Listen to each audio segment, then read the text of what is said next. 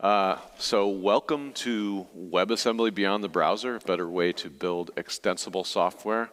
My name's Chris Nelson.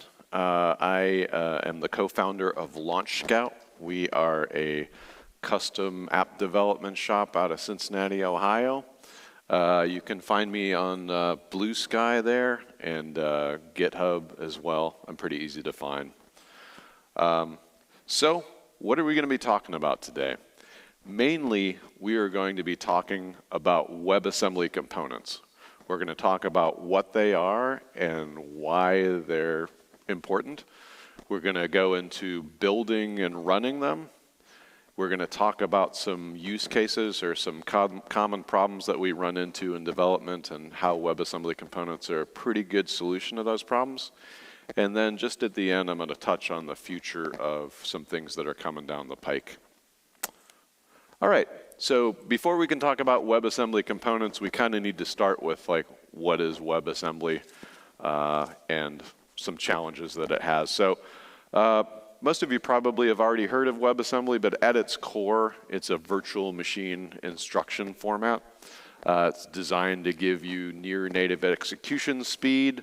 It gives you a memory-safe sandboxed environment where all the code runs, so you get your own patch of memory. It's not accessible or to the surrounding environment, so you can't have like buffer overruns or common bugs like that. Originally, it was designed as a compilation target for, I would say, like more low-level languages, C, C++, Rust, languages that kind of manage their own memory. And like some other technologies that came before it, although it started as a browser technology, it's evolved to have more growing usage on the server side as well, and that's what we're going to look into. Of course, it's platform and language independent. I think its story around language independence is particularly strong compared to other like virtual machines that have come before it. So WebAssembly Core, or WebAssembly 1.0, has some pretty significant limitations. One of the things is that you can only basically have functions that take and return numeric types. And then you can also have a patch of memory that is, like I said, is isolated from the rest of the system. But it's your job, if you need anything more than numbers, to figure out how to manage that memory, what to put in it, all that stuff. So if we think about like just something as simple as writing a hello world program in WebAssembly Core, you got a lot to do. You got to think like, okay, well, since we're just talking about numbers, if we need to do anything more than that, we're going to have to allocate some memory. And since our functions can only take numbers, we're going to be like passing pointers and offsets and lengths of where our strings are going to live in memory. And we should probably figure out what string encoding we want to use. So it's just a lot of work and just frankly like untenable for a lot of different kinds of like high-level applications. And WebAssembly components are a standard that layers over top of core WebAssembly and really provides solutions to these kinds of problems. It has its own language agnostic type system, which maps onto various programming languages. It also establishes what they call a canonical ABI, or application binary interface. And all that really means is this also provides a standard way to map those high-level types in and out of memory. And all this together means you can have language agnostic communication across the language boundary in like the high-level types that you'd expect to doing really modern application development. So what makes this go, this whole type system? It starts with a thing called WIT, which stands for the WebAssembly Type System. And it is an interface definition language, and it lets you describe your component's interface in terms of high-level types. You can define data types, functions, all kinds of things. And the structure of a WIT file, it contains a few different pieces. At the top level, you have what's called a package, and typically you'll have a namespace :name kind of a format. Optionally, you can have an @ version, and a WIT package can contain worlds. And worlds are really, a world is really essentially another namespace, but it's really what contains the contract for a specific WebAssembly component. And the main thing that it consists of are exports, which are functions that WebAssembly component makes available to the outside world, as well as imports, which are functions that a WebAssembly component needs provided from the outside world. You can also have interfaces to name groups of types and functions, and you can also have user-defined types, which we'll see in a minute. So the WebAssembly WIT type system is a fairly rich type system. You have primitive types, you know, the numeric types you'd expect, various unsigned and signed integers, as well as floats, 32-bit and 64-bit, Boolean character string, kind of all the usual suspects you'd expect. And then you also have compound types, so lists of any other type. Options, which means a value could either be or not be present. WIT does not have a nil type, so they've avoided the, you know, whatever $1 million mistake. You have result types, which lets you specify a return that could either be a value or an error. And you have tuples that are a fixed length set of possible be multiple different types. You can also have user-defined types, things like records and variants and enums and flags. And then something called resources, which are a reference to something that lives outside the WebAssembly component. They kind of look like objects in a lot of ways. You can call functions on them and things. All right, the language support for WebAssembly components. There's quite a lot of languages that support it already, and this list is growing pretty rapidly. Rust, JavaScript, C, C++ are probably the first and maybe strongest adopters of WebAssembly components. But C# is also fully supports WebAssembly components to this point. Microsoft has gotten on the WebAssembly component train pretty well. Languages like Go and Python are also well supported. And then there are WebAssembly specific languages that are definitely like not as prevalent as the others, but kind of interesting. And one of them is called Moonbit, which not a lot of people have heard of, but it's getting a lot of attention and development effort. And then there are other languages that can support WebAssembly components to a degree. Elixir and Ruby both have support for hosting WebAssembly components or interacting with WebAssembly components, but not yet have support for compiling Elixir or Ruby into WebAssembly components just yet. So let's define some terms so the rest of the talk makes a little bit sense. We're going to be talking about bindings, which are language-specific stubs that we're going to be generating from our WIT files. I've already mentioned exports and imports. And then hosts and guests, those terms mean hosts are an environment which calls into a WebAssembly component or runs a WebAssembly component. And then guests are the WebAssembly code itself, which is designed to be called from hosts. And then finally, runtimes allow you to execute WebAssembly components, and primarily the main ones are JCO, which lets you run WebAssembly components in the browser, and then the server-side WASM time is probably the best supported one out there right now. Excuse me. All right, let's start looking at some example code. So this is a Hello World WebAssembly component, what it looks like. We start with a package where we have a component and then Hello World. The world itself is really, really simple. It's also just named Hello World, and it just exports a single function named greet that takes a single argument greetie of type string and returns a string. So the first thing we'll need to do, we're going to implement this in Rust. We're going to generate some bindings, and we'll use a cargo component bindings, a CLI tool to do that for us. And then writing the code to implement the component looks like this. If you haven't seen Rust, hopefully this isn't too daunting, but I think it's fairly simple. We have a struct to represent our component. We're going to use the bindings that we just generated, and we're going to impl the bindings interface called guest for the component that has that single function greet.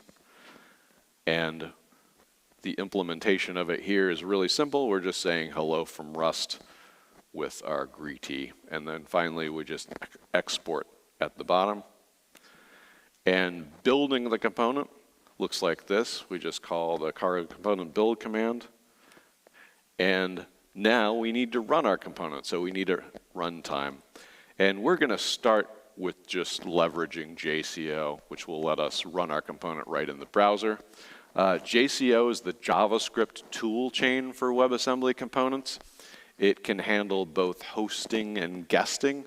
It has a componentize command that lets you create components from JavaScript, and a transpile command that will create an ECMAScript module wrapper around an existing component, and that's what we're going to use here in a second. So let's go in and actually see this in action. And to do that, I'm going to jump into my editor, and we're going to make that bigger and give you some font love. How is that font size for everybody?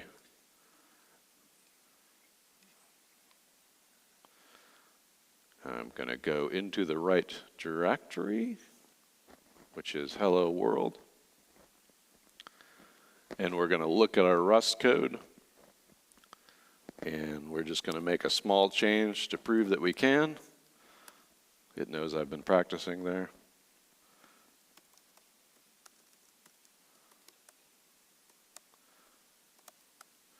And we're going to run our build script.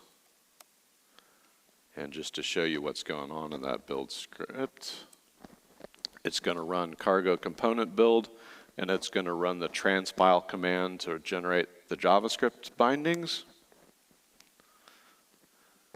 And then finally, loading it in the browser just looks like this. We import our greet function that lives inside that WebAssembly component, and then it's just a plain old JavaScript function at that point, and we can call it like any other. So, I'm sorry. Oh man.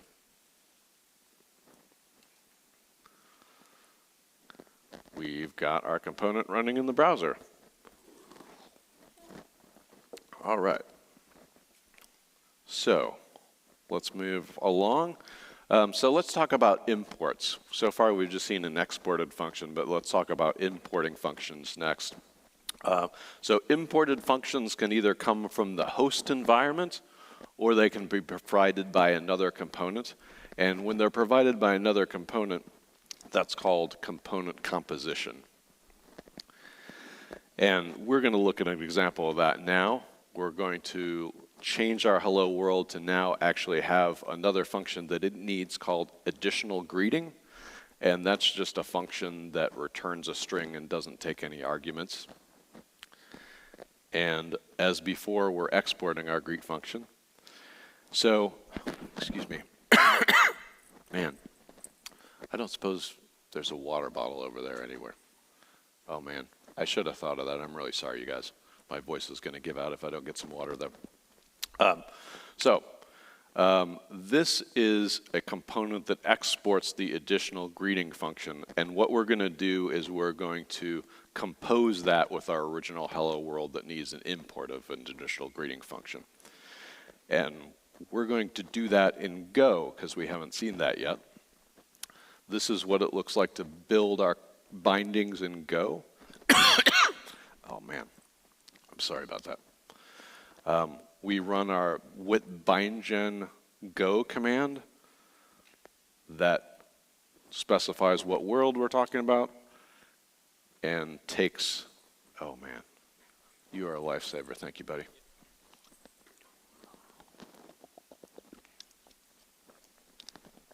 Yeah, Coke does not work the same as water. Okay, so we are generating our Go bindings, which is not as interesting. Let's look at the actual Go code itself. And it looks a lot like the Rust. We're just basically going to define on our exports an additional greeting function, and we're just going to return hello from Go here.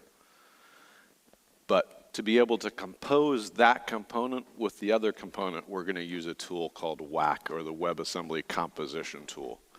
And the way that it works is it thinks of components as sockets and plugs. And a socket is just a component that has an import that it needs, and a plug is a component that matches up with that import of the other component. And the WAC tool will take those two components, combine them together into one component, basically. And simple scenarios like we've devised, they'll just work out of the box. But if you need to do more complex composition scenarios, there's a language that you can use to describe how to match up the components. So let's see a quick demo of this in action. Sorry.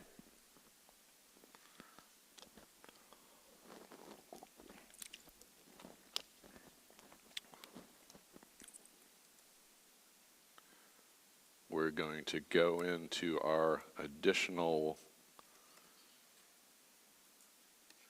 greeting folder. We're going to look at our main.go file and just say hello from Go at StirTrek. And then we'll go build that guy.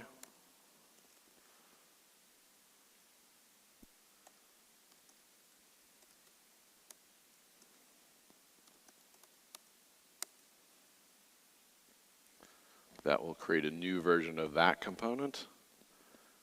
And then we'll go into another folder that has our composed Hello World component.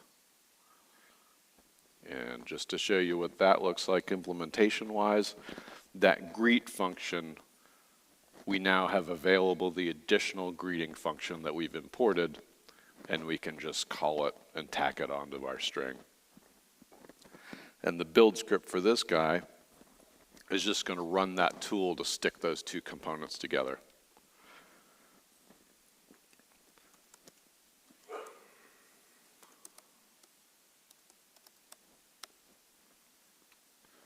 And if we do all that,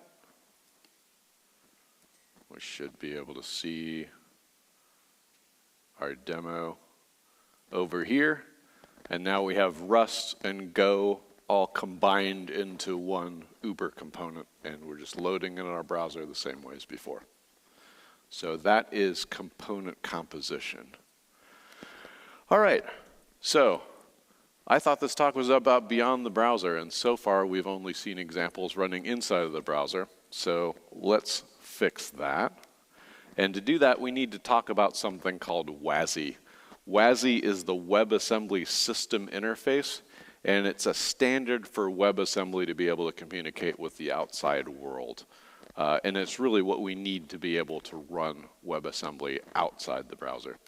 WASI's actually been around for a while. The first version of it came out in 2019. And it was really kind of modeled after the POSIX API. It was really designed to work with like C-type languages. And it wasn't until the Preview 2 version that came along in 2022 where they adopted a components-based approach. So they have much higher level interfaces to be able to do things that you need to do in a server-hosted application. It breaks kind of the standard for WASI down into interface groups. You have WASI CLI for doing command line type work. WASI HTTP, which we're going to look at, is what lets you do HTTP client-server communication. WASI IO does input-output things like you might expect. And WASI file system lets you read and write files.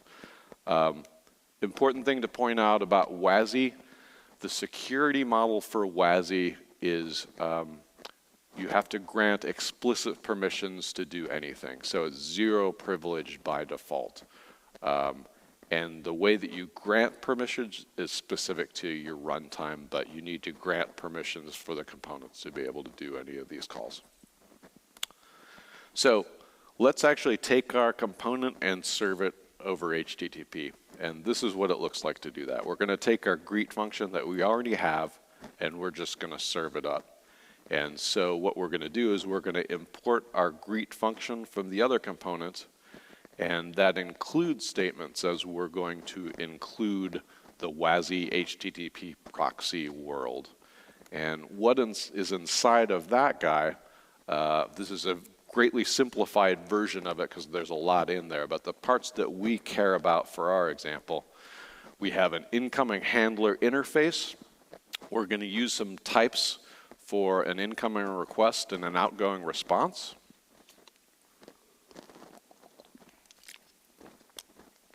And then finally, we have our handle function that we implement that takes a request and a response. And all we need to do is export that incoming handler. So implementing this in Rust, there's a little more code here, but what we need to do is we need to interact with that response object and build a response, basically. In this case, we actually don't care about the request. We're building up a response, setting the status code. We're getting a response body. And then within that response body, we're actually calling the greet function that we're importing from the other component. And finally, we're just going to flush the result. So it'll flush the response, excuse me, so it'll get sent.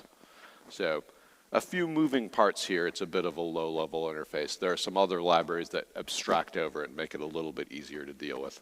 But I kind of wanted to show you the raw HTTP calls here. So to serve this up, we're going to use WASM time, which I mentioned earlier. WASM time is probably the original WebAssembly runtime that supports the component model. And it has subcommands like run and serve. It's also easy to embed WASM time in other environments, which we'll look at in a little bit.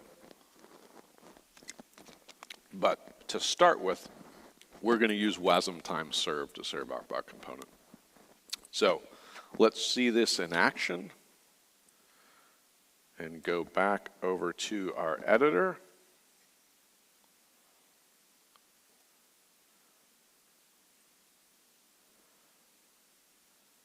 And we'll just change our argument to greetings.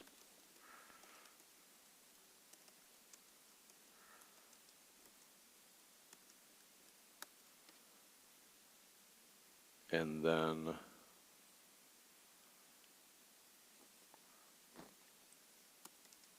run our start command.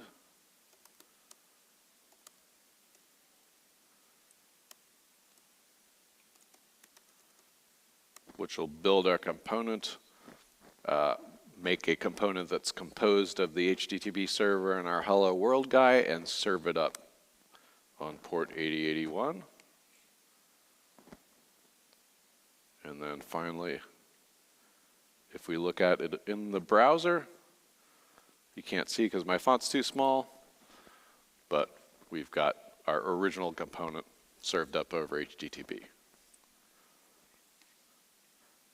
Okay, so let's actually get a little bit more interesting now. So we've kind of seen all the pieces of WebAssembly components, kind of how they fit together. Let's actually talk about some use cases where I think they can actually solve useful problems for us. And the first use case is the one that I'm probably the most excited about, and that is building SaaS plugins. And if we think about how, if we're writing a SaaS platform, we're probably going to provide extensions to it today. We're probably talking about webhooks, API calls. If we're really fancy, we might have some way for executing customer-provided code. We might choose a scripting language like Lua or JavaScript, or maybe we'd write our own custom language.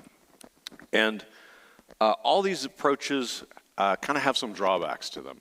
With webhooks and API calls, the latency might be a problem depending on what we're trying to do. The complexity of implementing these things, particularly if we're doing something like writing our own custom language or even building in support for Lua or JavaScript if that's not our main language.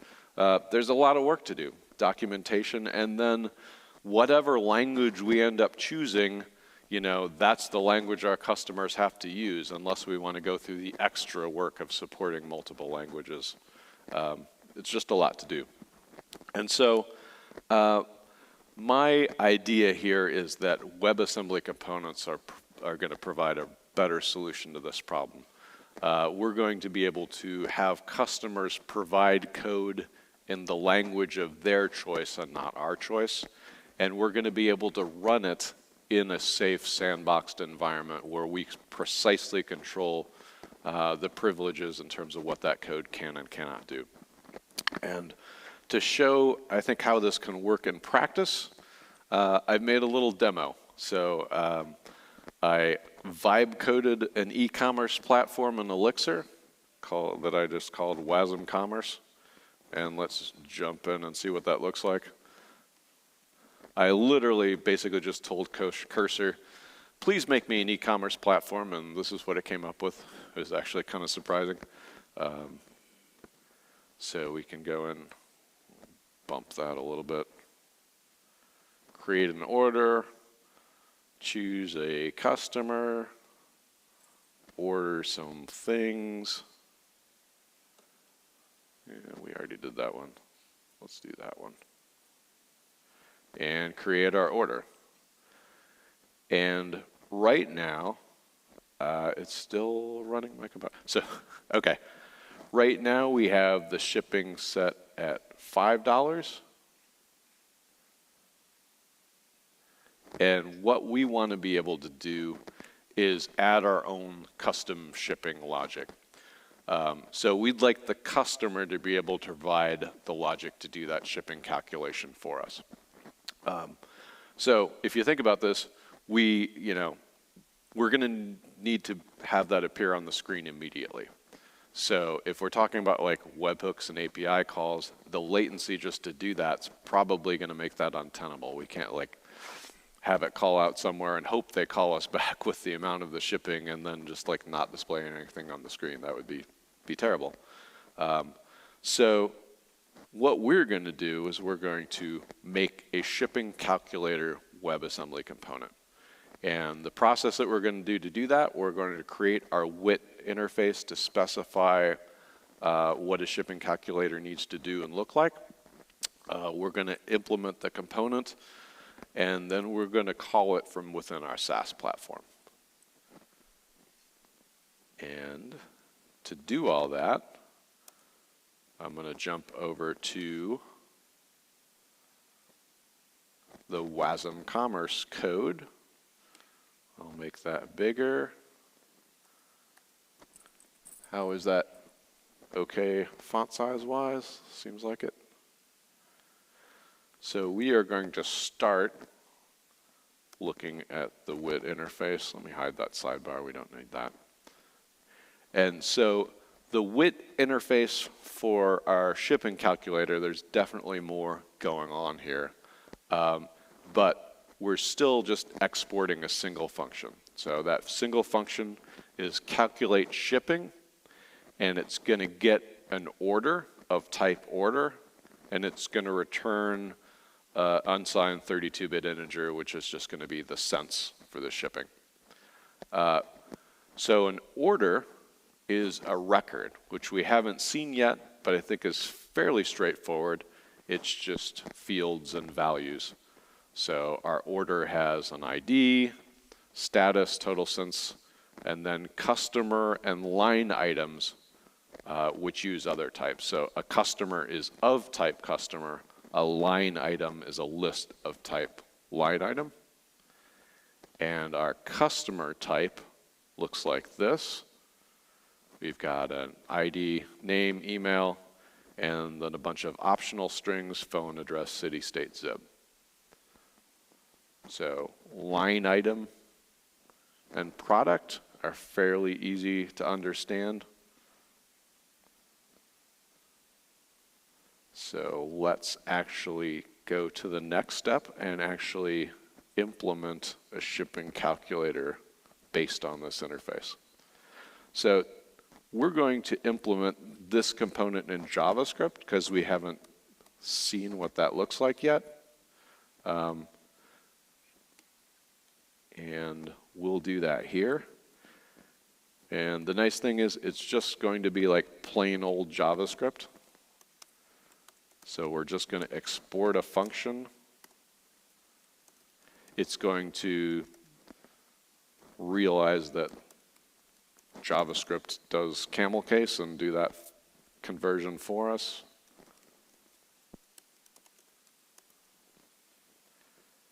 And we are going to get an order that, as we saw, is a record, and in JavaScript that will just become an object for us. So what we're going to do here, we're just going to basically say if the customer's state is California, we're going to return one value, and if it's anything else, we're going to return a different value. So in order to do that, we can destructure our order as it comes in. We can pluck out the customer, and then within that customer, we can just pluck out the state. And that should look like this.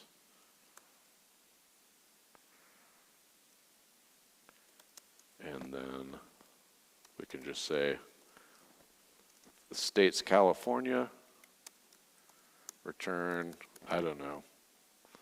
It's expensive to ship things in California. We'll just say like $78.99.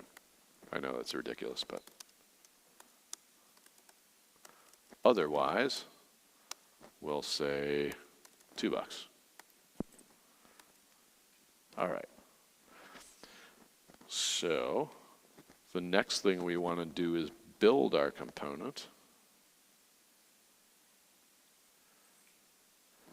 And we'll do that with our build script that's going to use JCO, the componentize command. And did I save that right? Oh, huh.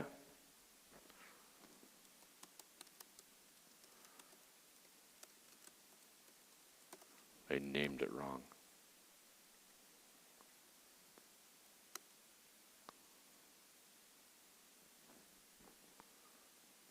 All right, so we've got our shipping calculator component.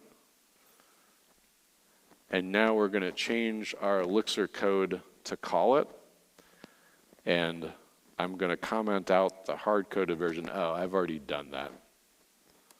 So we should be calling the new version of it already. And this is what it looks like. On the Elixir side, we have the equivalent of a bindings generator.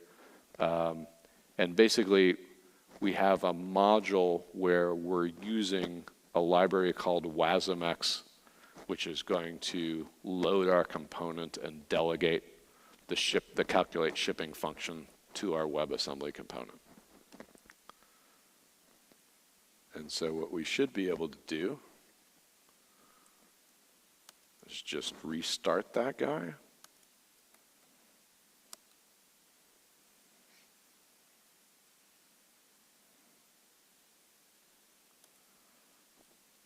And then now, if we place another order,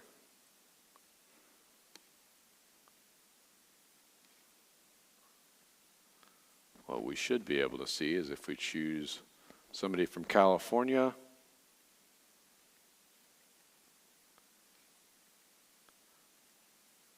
all of a sudden the shipping should be ridiculously expensive, and it is. And sure enough, if we go back and ship to Ohio, it's $2. So we've got shipping logic. We've written it in whatever language we want. We just happen to choose JavaScript for this example, but we could have easily used Go or C# or Python or anything else. And we're executing it in a sandbox, so we can't call to the file system, we can't do an HTTP, we can't do anything at all but return the amount of integer cents. All right.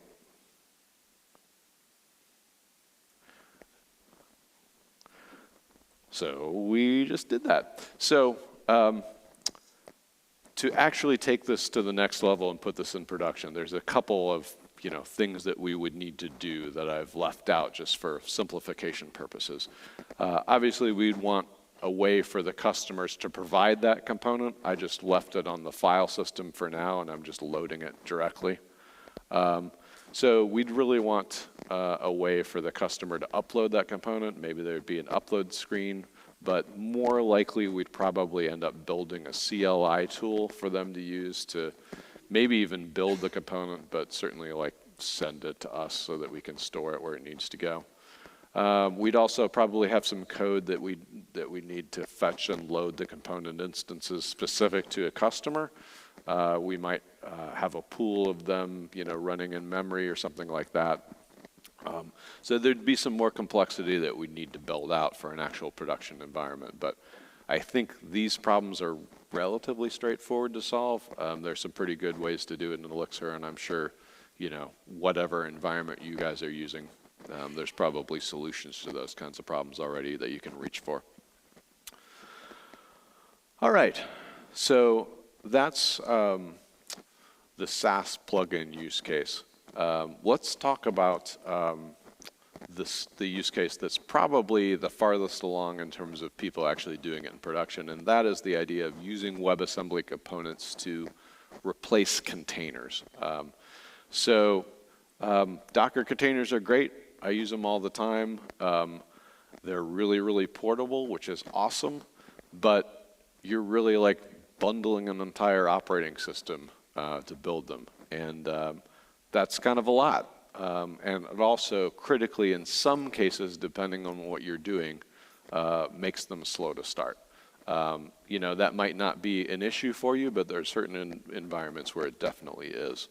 And so just to kind of go into the details of this, these are some slides that Microsoft published in an article on this topic recently, so I'm borrowing their slide here. But this is kind of showing all the pieces involved in hosting a container in the cloud. And so, if you look under the covers, there's a lot in that container. There's, a VM guest and kernel and distro and application binary. And if you really, really work at it, they're saying you can get down to a container start in 125 milliseconds. So, that's impressive by itself to me. I hardly ever see containers start that fast. But if we look at WebAssembly components, because they are so much simpler in terms of what's in them, you can get down to 1-2 millisecond cold start times. And this is interesting, depending on the scenario that you're trying to do. And so the idea of using WebAssembly components as like a hosting module, or like a serverless function. There are a few different startups that are already targeting this. Fermyon Spin and WASM Cloud were the first ones to come along and do this, but you also see some more mature players kind of adopting this approach. NGINX Unit will now like natively support WebAssembly components in NGINX. And then, like I said, Microsoft has gotten on this train as well. They had an article recently with talking about their Hyperlight offering, which is like a super lightweight hosting environment, and Hyperlight WASM, which is now supporting WebAssembly components in their environment. So, and where this really gets interesting is when we're talking about edge computing, because in that environment, obviously, like you really, a millisecond is a big deal, right? So some of the edge providers have been the first to adopt this stuff. Fastly is one of the earliest. Their edge cloud, they're all in on WebAssembly components.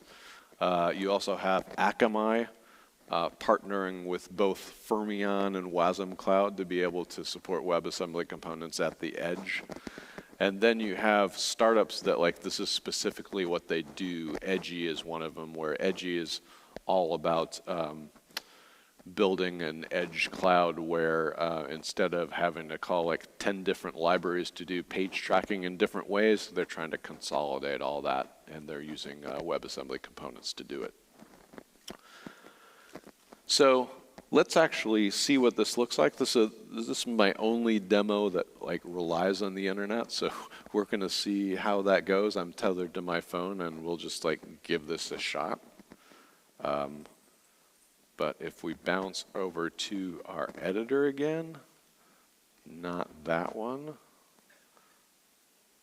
but this one. We'll go into our Hello Spin demo, and we're basically going to take that same WebAssembly component and see what it looks like to deploy it to one of these environments.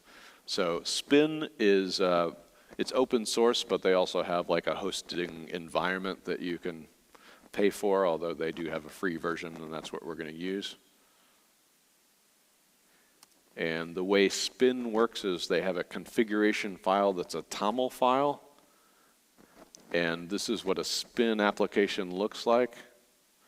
The main thing that's important here is the HTTP trigger, which is like, here's how to launch the component. We're just going to have the route be anything in this case. And the component that we want to serve is our hello WASI HTTP component from earlier. And we just basically tell it, here's where it lives. And so they have a CLI tool that you install.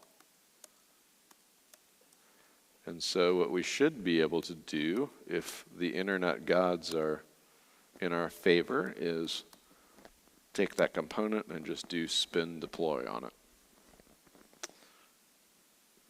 And it will be uploading it to the Fermyon cloud. And we will just give it a minute because it's going to space.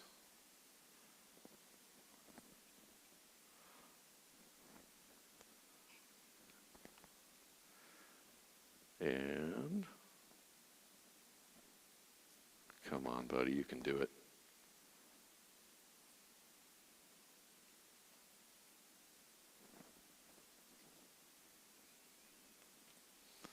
All right, and it's deployed.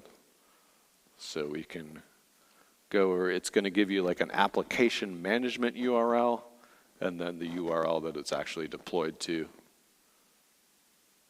And we'll just see, sure enough, our WebAssembly components now like hosted on the Fermyon cloud. So yeah, it's pretty easy to deploy these things. All right, so let's wrap up just briefly talking about like what's coming down the pike for the next version of WebAssembly components. WASI P3 is kind of the next iteration of the WebAssembly component specification. And the main thing that's coming along is better support for asynchronous calls within a WebAssembly component. I didn't get a chance to talk about this, but currently, if you want to do anything kind of asynchronous in a component, there's a poll operation that you can do, but it's got some limitations. And the main one is only one component can poll at a time, and when it does, everybody else gets blocked. And what P3 is going to add is like better concurrency primitives. You're going to have types like future and stream added to the WebAssembly type system, so that you can do concurrency in a much nicer way, really. So, yeah, that's kind of what I have to talk about with you guys today. It looks like I have like 3 minutes for questions, if people have some. And I can't see anybody, so I'll need my, I don't know if we got any questions. Question here? Yeah.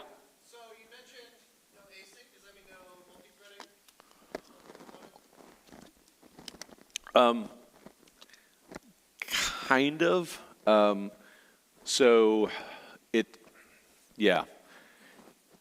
you can do concurrency, and you can have multiple components hosted in the same runtime, and you know, that will. But you can't have multi-threading within the component itself. Okay, thank you. Yeah.